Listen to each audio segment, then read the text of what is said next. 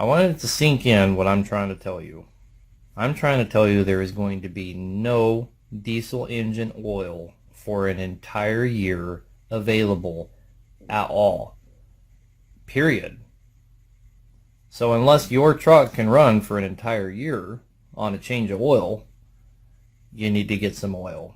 Hello YouTubers, Alaska Prepper here. Ladies and gentlemen, today I thought I would start with the end of this article and then go back to the beginning. This is very important. I've talked about this before and I really don't hear anyone else talking about this.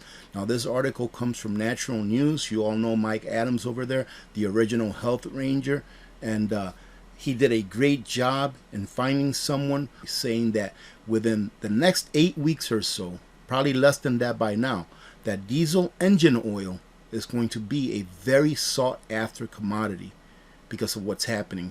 Let me read you a real quick excerpt of this article. The entire U.S. supply of diesel engine oil may be wiped out in 8 weeks. No more oil until 2023, ladies and gentlemen. Think about what that means. Due to force majeure additive chemical shortages. The supply chain for additives used in the production and transportation of diesel engine oil is suffering numerous critical shortages. Chemical manufacturers of diesel engine oil additives have declared force majeure and have ceased supply operations to the diesel engine oil manufacturers. Think of the implications that this has, ladies and gentlemen. Every tractor trailer out there that transports our goods uses diesel engine oil. And without it, they're not going to be able to run for very long. Take a look at this video, which I'm going to play for you real quick, and listen to what this guy has to say. 1540 engine oil, or actually any of the diesel engine oils, are soon to become unavailable. You've probably already noticed that there seems to be some kind of a shortage out there on engine oils. It's hard to find. Rotella, for example, and Delvac are almost non-existent. Well, the reason is because they're literally non-existent. Rotella has announced they're not even producing oil right now.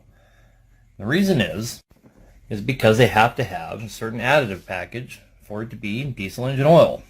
And the two producers of that additive are Chevron and Lipizol. Both of those companies, that's it. They're the only ones that produce the additive packages worldwide. Two companies. So it doesn't matter what kind of oil that you buy, you're getting an additive package from one of those two companies. The problem is that both of those companies are out of those additive packages. They don't have any. And they're predicting that it's going to be an entire year before they're able to come back online and start producing additive packages so all these other companies can produce their oil again. I wanted it to sink in what I'm trying to tell you. I'm trying to tell you there is going to be no diesel engine oil for an entire year available at all. Period. So unless your truck can run for an entire year on a change of oil, you need to get some oil. Whatever it takes. If you want to continue to operate, you need at least a year's worth of oil sitting in the garage or in the shop. If you're a farmer, get some oil. You need to buy quite a few barrels.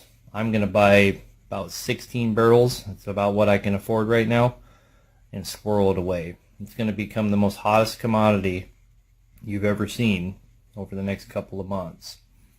Anywhere from the next 4 weeks to 8 weeks, it's going to go from scarcity to non-existent. Get some oil, get it quick. Did you hear that, ladies and gentlemen? From scarcity to non-existent. Now, why doesn't this gentleman here seem ruffled, right? Like excited, like I sometimes get. Why? Because he's prepping up. He's getting it prepared. Oh, AP, he's going to hoard it. No, he's doing what he has to do in order to continue to run his business. And those people that listen to his message that he put out there, those people that go out there and prepare with their diesel engine oil because they know they're going to need it, they're going to be all right as well.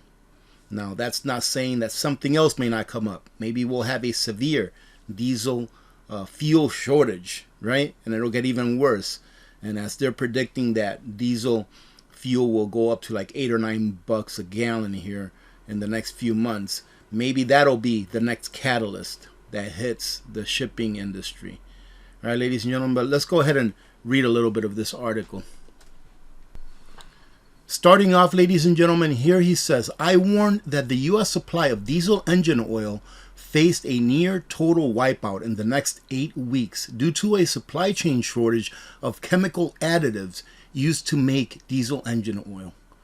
The so-called base oils are not reportedly in short supply, but the chemical additives are, which are rust inhibitors, anti-foaming agents, dispersing agents, etc., which have suffered extreme chain problems leading to production shortages for the final product. So without these additives, without these ingredients that go into that oil, they cannot produce the oil.